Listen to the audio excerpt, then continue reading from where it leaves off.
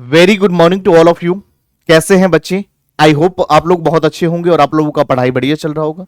तो जैसे कि अगर मैं बात करूं सीए फाउंडेशन लॉ की, ऑलरेडी मैंने पूरा कंप्लीट कराया हुआ है सिलेबस। जिन बच्चों ने नहीं देखे पहले उसको जाकर के देखे। और ये क्लास उन सभी बच्चों के लिए इंपॉर्टेंट है जिनकी एग्जाम मई 2025 में है या मई 2025 में सीए फाउंडेशन का एग्जाम देने वाले हैं। सभी बच्चे देख सकते हैं। मैंने केस स्टडीज लास्ट क्लास में भी कराया था। चलिए आज हम लोग और भी कुछ केस स्टडीज लेकर के आए हैं, तो आइए इसके बारे में हम लोग डिस्कस करते हैं। कॉन्सेप्ट मैंने सारा करा रखा, सिलेबस मैंने कंप्लीट करा रखा। जिन बच्चों ने नहीं देखा पहले जाकर के उसको देखे, पहले कॉन्सेप्ट को क्लियर करे। और आज कुछ केस स्टडीज मैंने प्रीवियस क्लासेस के दौरान मैंने कराया है। चलिए कुछ बचे हुए क्वेश्चन जो है हम लोग आज करेंगे। तो आइए बच्चे एक बार हम लोग समझते हैं। यहाँ पर ये चैप्टर आपका जो है ऑफर एंड एक्सेप्टेंस से रहेगा, तो इस तरह से चीजों को हम लोग समझेंगे। आइए तो सबसे पहले अगर हम बात करें चैप्टर किस चैप्टर से, ऑफर एंड एक्सेप्टेंस के चैप्टर से रहेगा। Case studies on Indian Contract Act 1872 CA foundation as per the ICAI module, यानी Institute of Chartered Accountant of India के जो मॉड्यूल है उसके उस पर आधारित रहते हुए हमें कराना है। चलिए यहां पर क्वेश्चंस की अगर मैं बात करूं सबसे पहले, तो यहां पर A offer to sell his bike to B for ₹50,000। A ने ऑफर करा है बी को कि मैं सेल करूंगा अपना बाइक कितने में, 50,000 में। बी ने एक्सेप्ट करा है ऑफर वाई ईमेल, यानी ए ने बी को ऑफर दिया कि मैं सेल करना चाहता हूं अपनी बाइक तुम्हें 50,000 रुपए में। बी ने एक्सेप्टेंस दे दिया है किसके थ्रू? मेल के थ्रू, ईमेल के through. Same day later A claimed that he change his mind, did not want to sell. Same day उसके मन में ऐसा विचार आता है कि मुझे नहीं सेल करना है, या उसका डिसीजन चेंज हो जाता है। तो उस कंडीशन में क्या करना है बच्चे, आइए हम लोग देखते हैं। तो इस तरह ये क्वेश्चंस ही है। यहां पर मैंने क्वेश्चंस नहीं लिखा है, लेकिन आप क्वेश्चंस इसको समझिए, क्योंकि फैक्ट ऑफ द केस में वही वही जो क्वेश्चंस गिवन होते हैं, एक सिचुएशन में क्वेश्चंस होते हैं, उसी को हम एक यहां पर फैक्ट ऑफ द केस में हमें लिखना होता है। तो चलिए सबसे पहले अगर हम बात करें ऑफर एंड एक्सेप्टेंस के अंदर, तो सबसे पहले प्रोविजन की हम बात करेंगे। यानी ये क्वेश्चन जो है यहां पर देखिए क्या आ रहा है, यहां पर समझिए। A offer to sell his bike to B 50,000, B accepted. B ने एक्सेप्टेंस दे दिया यहां पर। तो यहां पर क्या ऑफर एंड एक्सेप्टेंस का चैप्टर से रिलेट कर रहा है। जैसे ही आप क्वेश्चंस पढ़ेंगे, एक क्वेश्चंस आपके सामने गिवन होगा सिचुएशनल बेस्ड, आप उसको पढ़ेंगे तो आपको समझ में आ जाएगा कि ये क्वेश्चन किससे रिलेट कर रहा है। उसके बाद आप क्या लिखेंगे, प्रोविजन। सबसे पहले क्या करेंगे, तो यहां पर section 2A of the Indian Contract Act 1872 define proposal offer, and section 2B जो है डिफाइन कर रहा है एक्सेप्टेंस। ध्यान रखेंगे ऑफर बोलो या प्रपोजल बोलो दोनों का मतलब सेम है। सेक्शन 2 ए डिफाइन करता है और यहां पर एक्सेप्टेंस के बारे में सेक्शन 2B डिफाइन करता है। और कॉन्ट्रैक्ट इज फॉर्म्ड, एक कॉन्ट्रैक्ट तभी बनता है जब ऑफर के साथ एक्सेप्टेंस दिया जाता है, तो कॉन्ट्रैक्ट बनता है। चलिए यहां पर हम लोग बात करेंगे, contract is formed when offer is accepted with the intention to create legal relationship. Offer accepted होना चाहिए और जिसका intention to create legal relationship होना चाहिए। इन डेट केसेस ही कॉन्ट्रैक्ट बन सकता है। All agreements are not contract, इस बात का ध्यान रखेंगे। चलिए उसके बाद अगर बात करें यहां पर क्वेश्चंस की बात करें, यहां पर समझिएगा। देखिए क्वेश्चन ये कहता, was there a valid contract between A and B. क्या यहां पर ए और बीच का जो कॉन्ट्रैक्ट जो है, ए और बी के बीच का जो कॉन्ट्रैक्ट है, क्या ये वैलिड माना जाएगा? कंक्लूजन में हम लोग पढ़ेंगे। तो yes there was a valid contract, बिल्कुल यहां पर वैलिड कॉन्ट्रैक्ट माना जाएगा। क्यों? क्योंकि offer was accepted and communicated. Offer का एक्सेप्टेंस दिया गया है, कम्युनिकेशन किया गया है, कंप्लीट हो चुका है। A is legally bound by the acceptance, बिल्कुल सही बात है बच्चे। तो यहां पर ए क्या है, लीगली तरीके से बाउंड है एक्सेप्टेंस के लिए। आई होप ये कॉन्सेप्ट आपको समझ में आ गया होगा, ये केस स्टडीज आपको समझ में आ गया होगा। तो चलिए हम लोग आगे बढ़ेंगे और इस तरह से आपको करना है। ध्यान रखेंगे केस स्टडी से रिलेटेड क्वेश्चंस अगर आपके एग्जाम में आते हैं तो 3 पैरा में उसका आंसर देना होता है। पहला provision, second fact of the case, third में कंक्लूजन। प्रोविजन आप क्या करेंगे, जब आप पढ़ेंगे, जब आप क्लासेस में कॉन्सेप्ट क्लियर करेंगे, जो आपका कॉन्सेप्ट है, जो भी चैप्टर का जो भी चीजें हैं, आपको पहले उसको पढ़ना है। पहले कॉन्सेप्ट आपका क्लियर होगा तो प्रोविजन वहीं से लेना है। जब क्वेश्चंस पढ़ेंगे तो आपको समझ में आ जाएगा। कभी भी क्वेश्चंस केस स्टडी से रिलेटेड क्वेश्चंस को नीचे वाली लाइन से पढ़ना है, ताकि आपको समझ में आ जाएगा कि किस चैप्टर से रिलेट कर रहा है। उसके बाद सबसे पहले प्रोविजन लिखोगे और उसके बाद फैक्ट ऑफ द केस कहां से लिखोगे, तो यहां पर जो क्वेश्चंस गिवन होगा वहीं से हमें लिखना होता है। और लास्ट में दोनों को मिक्सअप करके हमें कंक्लूजन देते हैं वैल्यूएबल। समझ में आ गया? तो इस तरह से हमें करने हैं बच्चे। आइए तो हम लोग आगे बात करेंगे। मैंने काउंटर ऑफर के बारे में आपको पढ़ाया था, मैंने क्रॉस ऑफर के बारे में आपको पढ़ाया था। तो काउंटर ऑफर के अंदर मैंने बताया था कि मैं अपनी कार, मैंने कहा कि मैं अपना कार आपको 1 लाख में बेचना चाहता हूं। आपने कहा सर 80,000 में दोगे क्या? यानी यहां पर आपने कंडीशन लगा दी, एक्सेप्टेंस ना देकर के कंडीशनल ऑफर दे दिया। जैसे ही आपने कंडीशन लगाया, मेरा ओरिजिनल ऑफर खत्म हो चुका है, लैप्स हो चुका है। और जब ओरिजिनल ऑफर खत्म हो जाने के बाद जहां पर ऑफर ही नहीं होता है और एक्सेप्टेंस दिया जाता है, तो वो वैलिड एक्सेप्टेंस नहीं माना जाता है। समझ में आ गया? तो चलिए यहां पर समझिए, C offer to sell a mobile to D. यहां पर सी ने ऑफर करा कि मैं अपना मोबाइल बेचना चाहता हूं, तो मैं डी को, डी ने रिप्लाई करा विल यू एक्सेप्ट 18,000। बस यही चीज है, मैंने अभी जस्ट बताया कि मैं अपनी कार कहता हूं कि मैं 1 लाख में बेचना चाहता हूं। आपने कहा सर 80,000 में दोगे क्या? यानी आपने कंडीशन लगा दिया। मैंने ऑफर दिया था मैं आपकी एक्सेप्टेंस जानने के लिए, और आपने एक्सेप्टेंस ना देने के बजाय एक क्रॉस ऑफर कर दिया। तो यहां पर क्या हो जाएगा बच्चे? क्रॉस ऑफर हो जाएगा।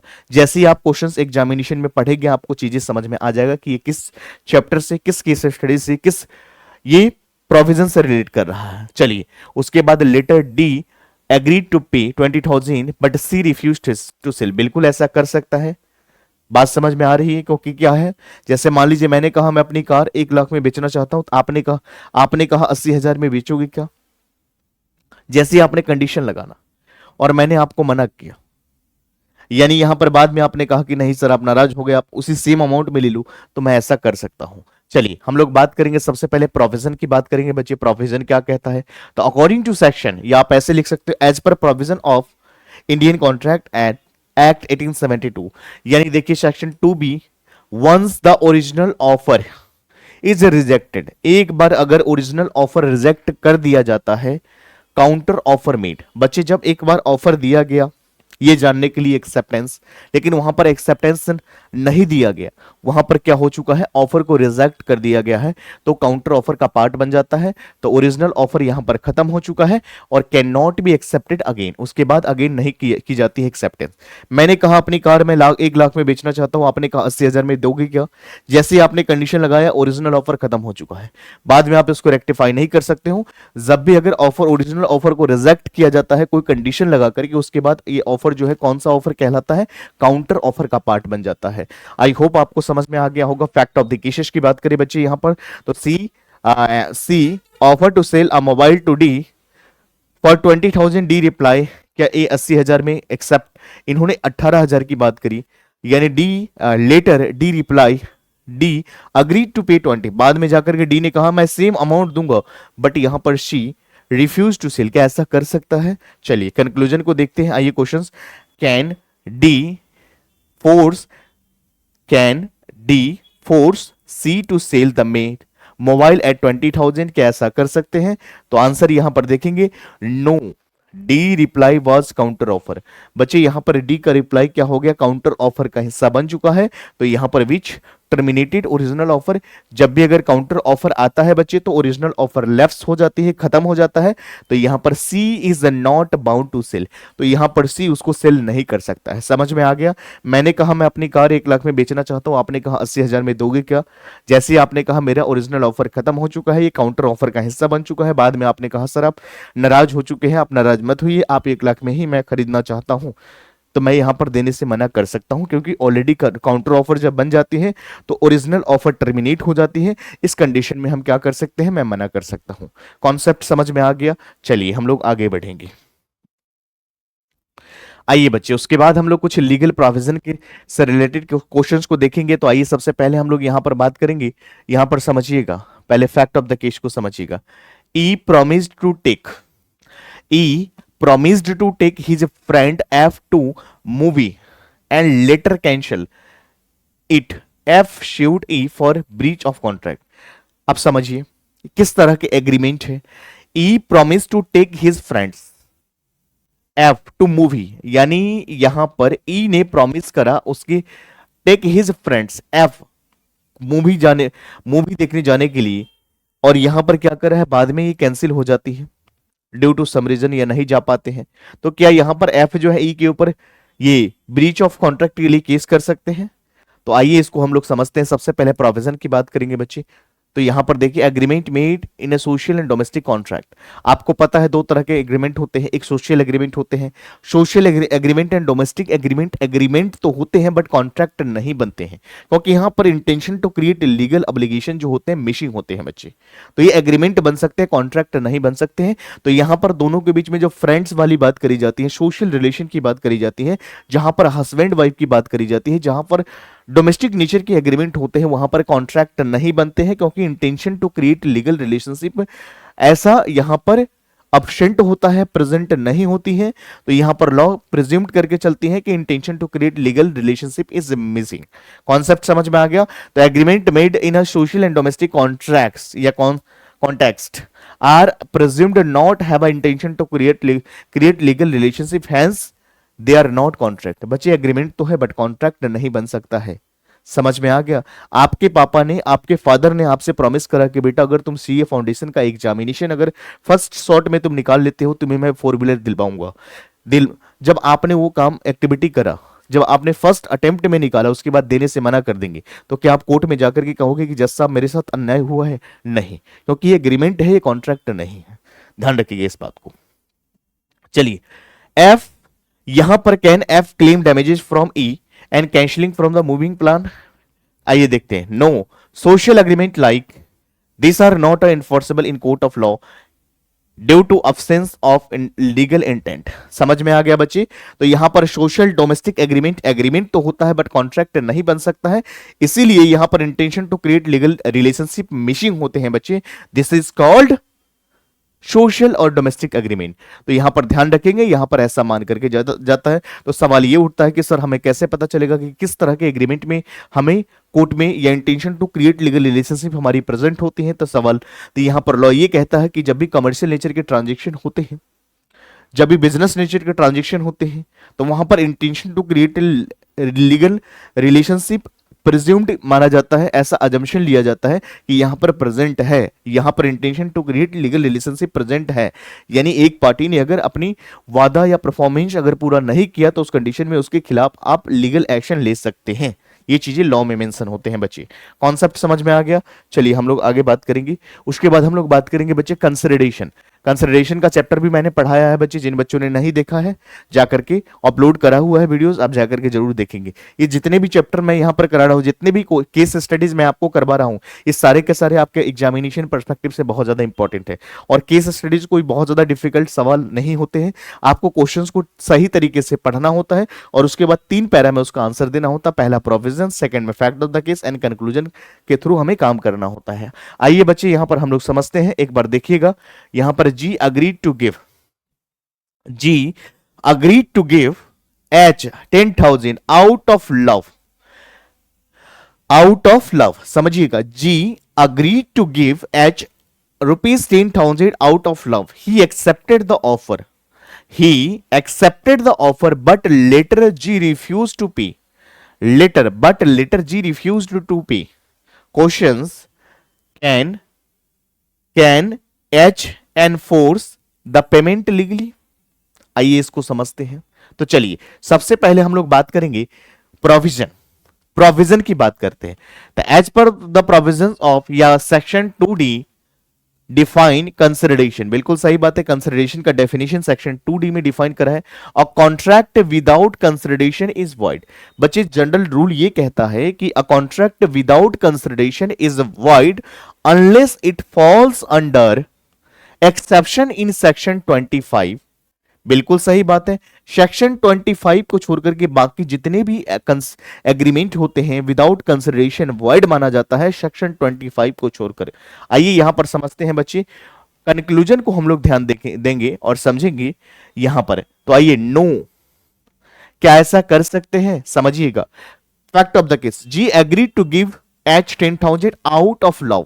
He accepted the offer but later G refused to pay. Conclusion देखें, no, since there was no consideration.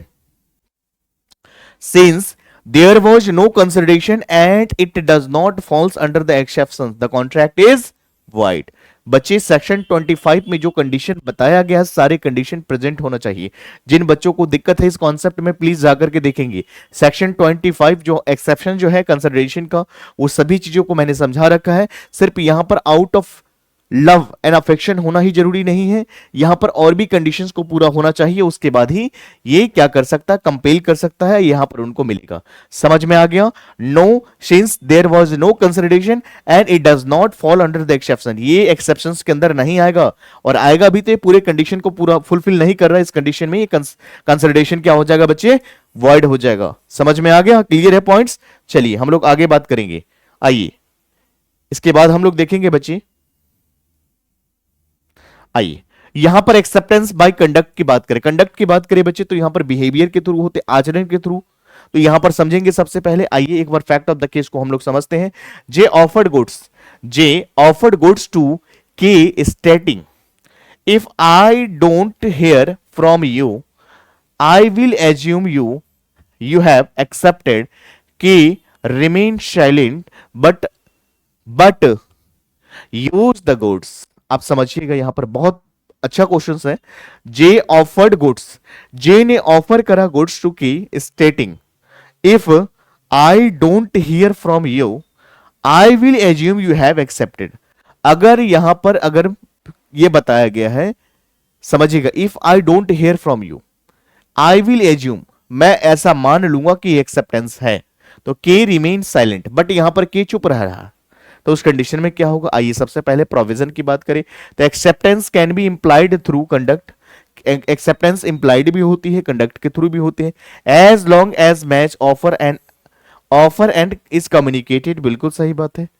आइए तो यहां पर समझिएगा, वॉज के use of goods of valid acceptance, क्या के ने जो यूज किया है क्या वैलिड माना जाएगा? कंक्लूजन, यस, के act as using goods amounts to acceptance by conduct. हम इसको क्या मानेंगे? कंडक्ट, यानी बिहेवियर के थ्रू यहां पर कॉन्ट्रैक्ट बना है। समझ में आ गया? क्लियर है? चलिए आगे बात करते हैं बच्ची। उसके बाद रिवोकेशन ऑफ ऑफर। आपको पता है एक एक्सेप्टेंस होता है और एक होता है रिवोकेशन। रिवोकेशन का मतलब होता है वापस लेना अपने ऑफर को, विड्रॉ करना। आइए कॉन्सेप्ट को समझते हैं बच्चे। तो यहां पर Mr Anil offer to sell his car to Mr Bharat on 1 April, Bharat posted acceptance on 3 April, sent revocation and 2 April, was arrest Bharat on 4 April. आइए तो यहां पर हमें बताना है question, whether a valid contract was found between the Mr. Anil and Bharat considering a revocation of offer। तो आइए यहां पर समझेंगे बच्चे। सबसे पहले हम लोग प्रोविजन की बात करेंगे। तो section 5 states an offer can be revoked before the communication of acceptance. आप अपने ऑफर को कभी भी वापस ले सकते हो, कब? जब तक कि कम्युनिकेशन ऑफ एक्सेप्टेंस ना हो जाए, उससे पहले आप वापस ले सकते हो, और is complete against the offer. बिल्कुल सही बात है। तो आइए बच्चे कंक्लूजन की बात करें तो यहां पर yes, since acceptance was posted, acceptance was posted before the revocation was received। revocation received होने से पहले यहां पर acceptance पोस्ट कर दी गई है। इस कंडीशन में आपका कॉन्ट्रैक्ट क्या बन जाएगा बच्चे? वैलिड कॉन्ट्रैक्ट का हिस्सा बन जाएगा। आई होप आपको कॉन्सेप्ट समझ में आ गया होगा। चलिए हम लोग आगे बात करते हैं communication of acceptance. Communication of acceptance का होना जरूरी क्यों होता है? तो आइए फैक्ट ऑफ द केस की बात करें। Kavya offer to lease her flat on Ramesh on 10th July, Ramesh posted acceptance on 12th July, Kavya receive it on 15th July but had already leased to someone else। आइए इसको समझते हैं। तो यहां पर section 4 of the acceptance is complete against the proposer when posted. बिल्कुल सही बात है। प्रपोजर के लिए तब माना जाएगा जब पोस्ट करी जाएगी, और अगेंस्ट एक्सेप्टर कब माना जाएगा? जब ये रिसीव हो जाएगा। बिल्कुल सही बात है। तो आइए यहां पर हम लोग बात करेंगे, was a valid contract formed between the Kavya and Ramesh. क्या रमेश और काव्या के बीच में कॉन्ट्रैक्ट वैलिड माना जाएगा? यहां पर कंक्लूजन को समझेंगे। Yes, a contract was valid, acceptance was posted before Kavya lease and flat to someone else. तो यहां पर क्या होगा बच्चे? कॉन्ट्रैक्ट जो है वैलिड माना जाएगा एक्सेप्टेंस का, कब? यहां पर क्योंकि पोस्टेड करा गया है यहां पर before Kavya lease to someone. Before ने यहां पर काव्या ने दूसरे को लीज पे देने से पहले ही इनको क्या हो चुका है बच्चे? यहां पर एक्सेप्टेंस पोस्ट कर दी गई है, तो ये इस कंडीशन में वैलिड एक्सेप्टेंस माना जाएगा। आई होप आपको समझ में आ गया होगा। चलिए उसके बाद हम लोग बात करते हैं बच्चे यहां पर एग्रीमेंट विदाउट कंसिडरेशन। बच्चे जनरल रूल ये कहता है agreement without consideration is void, but section 25 जो एक्सेप्शंस है कंसिडरेशन का, वो कुछ कंडीशंस के बारे में बताता है, उस कंडीशन को हम लोग समझेंगे। तो आइए सबसे पहले हम लोग बात करेंगे बच्चे, क्वेश्चन को समझो। Lalit promised rupees 1 lakh to Mohit, his brother, out of love and affection, writing but did not register। ध्यान रखेंगे इस कॉन्सेप्ट को बच्चे। यहां पर ललित जो है और मोहित जो है दोनों भाई हैं। ललित ने प्रॉमिस करा है 1 लाख रुपया मैं दूंगा किसको, अपने ब्रदर को, out of love and affection. बिल्कुल सही बात है, फर्स्ट कंडीशन को पूरा करी जा रही है। उसके बाद राइटिंग में भी है, बट रजिस्टर्ड नहीं है बच्चे। तो क्या ऐसा कर सकते, लेटर रिफ्यूज टू पे, बाद में देने से मना कर देते, क्या उस कंडीशन में कुछ हो सकता है? चलिए सवाल ये, is Mohit entitle to receive 1 lakh from Lalit. चलिए हम लोग देखेंगे बच्चे सेक्शन 25 क्या कहता है, प्रोविजन को समझिए। Agreement without consideration is void. बिल्कुल सही बात है, ये चीज जनरल रूल कहता है, but except in special cases such as love and affection if in writing and registered. बिल्कुल राइटिंग में हो लेकिन रजिस्टर्ड नहीं है तो ये नहीं माना जाएगा। Conclusion, no since the agreement was not registered. बिल्कुल सही बात है, मेन पॉइंट है, एग्रीमेंट यहां पर रजिस्टर्ड नहीं है बच्ची। It is a void even made out of affection, love and affection. Love and affection तो है बट ये रजिस्टर्ड नहीं है, इस कंडीशन में एग्रीमेंट क्या बन जाएगा, वॉइड का हिस्सा बन जाएगा। समझ में आ गया, क्लियर है पॉइंट्स। चलो आगे बढ़ेंगे, उसके बाद हम लोग देखेंगे यहां पर कोर्शन। आप लोगों को पता है बच्चे कोर्शन क्या होता है, मैंने बताया था। कोर्शन का मतलब क्या होता है, धमकी देना, थ्रेटनिंग देना, है ना, यहां पर कमिट करना, ये सारे के सारे कोर्शन के अंदर आता है। कोर्शन में क्या होता है बच्चे, फिजिकल प्रेशर होता है, यहां पर दबाव दी जाती है। जैसे मैंने कहा कि आप अपने कार मुझे 50,000 में दो, नहीं तो आपको किडनैप करा दूंगा, या मान लीजिए इस तरह से मैं धमकी दे रहा हूं, आपको प्रेशर कर रहा हूं। आप फ्रीडम होकर ये कॉन्ट्रैक्ट नहीं करो, आप दबाव में कर रहे हो, आपको डर है कि मुझे हार्म ना पहुंचाए। तो बच्चे कोर्सन जो है फिजिकल प्रेशर होता है, जबकि ऑनड्यू इन्फ्लुएंसेस में क्या होता है बच्चे, पार्टीज के बीच में नियर एंड डियर रिलेशन होना जरूरी होता है, और वहां पर क्या होता है, एक व्यक्ति दूसरे व्यक्ति को डोमिनेट कर रहा होता है। बट कोर्सन में ऐसा नहीं होता है। कोर्सन क्या होता है, फिजिकल प्रेशर होता है, और जबकि अनड्यू इन्फ्लुएंस में क्या होता है बच्चे, मेंटल प्रेशर होता है। कॉन्सेप्ट समझ में आ गया। चलिए सेक्शन 15 की बात करें, कोर्सन इंक्लूड्स। कोर्सन में क्या क्या चीजें आती हैं बच्चे, coercion includes threats to commit any act forbidden by law। Contract under coercion is voidable. जब बच्चे कॉन्ट्रैक्ट कोर्शन के थ्रू बनती है तो voidable at the option of aggrieved party के हिस्से में बन जाता है। चलिए, Veer threatened Yash to sign land papers threatening to harm his brother. Yash ने साइन करा है फियरिंग थ्रेट्स। सवाल ये है, Yash can Yash cancel the land transfer agreement. चलिए हम लोग देखेंगे यहां पर बच्चे, तो यहां पर conclusion, yes since consent was obtained by कोर्सन। यहां पर क्या है, कंसेंट किसके थ्रू ली गई है, धमकी के थ्रू। यहां पर कंसेंट के थ्रू, यहां पर कोर्सन के through. Yes yes can void the contract. बिल्कुल सही बात है, ये वॉइड कर सकता है कॉन्ट्रैक्ट। समझ में आ गया बच्चे, क्लियर है पॉइंट्स। चलिए हम लोग बात करेंगे मिस रिप्रेजेंटेशन। एक मेरा सवाल है आप लोगों से कि what are the difference between misrepresentation and fraud. बच्चे फ्रॉड और मिस रिप्रेजेंटेशन में डिफरेंस क्या होता है? फ्रॉड जो होता है जानबूझकर किया जाता है, और यहां पर मिस रिप्रेजेंटेशन जो है कैसे किया जाता है, यहां पर अनजान तरीके से होता है, इनोसेंट तरीके से होती है यहां पर बच्चे, इस बात का ध्यान रखेंगे। तो फ्रॉड में क्या होता है, जानबूझकर किया जाता है, यहां पर आपका इंटेंशन होता है। यहां पर फ्रॉड में आपका इंटेंशन होता है सामने वाले पार्टीज को धोखा देना होता है, सामने वाले पार्टीज को आपको पता है कि ये प्रोडक्ट में डिफेक्ट है फिर भी आप सही बता रहे हो, यानी जानबूझकर आप कर रहे हो, this is called fraud. Miss representation में ये होता है कि प्रोडक्ट खराब है बट मुझे नहीं पता कि ये खराब है, यानी आपका इंटेंशन क्या है, सही है, आप गलत करना नहीं चाहते हो, उस कंडीशन में क्या बनते हैं बच्चा, ये मिस रिप्रेजेंटेशन के हिस्सा बनते हैं। समझ में आ गया, क्लियर है पॉइंट्स। तो मिस रिप्रेजेंटेशन के केस में सामने वाला का इंटेंशन ये नहीं होता है कि मैं यहां पर धोखा दूं, यहां पर वो इनोसेंट होते हैं। चलिए हम लोग बात करेंगे, misrepresentation includes innocent false statement, the aggrieved party can void contract. बिल्कुल सही बात है, मैंने आपको बताया था कि कोर्सन, अनड्यू इन्फ्लुएंस, फ्रॉड और मिस रिप्रेजेंटेशन के थ्रू कोई भी कॉन्ट्रैक्ट ऑब्टेन्ड होती है बच्चे, this is called voidable at the option of aggrieved party. समझ में आ गया। फैक्ट ऑफ द केस की बात करें, Divya sold a laptop to Abhay saying it was perfect unaware of fault. बिल्कुल सही बात है, Abhay found a hard disk issues and wanted a refund. बिल्कुल सही बात है। Question, can Abhay cancel the contract and get refund. Conclusion, yes it is a case of misrepresentation, Abhay can void contract. बिल्कुल सही बात है, क्योंकि यहां पर जो है दिव्या ने जो लैपटॉप सोल्ड करी है ये परफेक्ट था उसको पता था, बट इसमें डिफेक्ट था उसको नहीं पता था।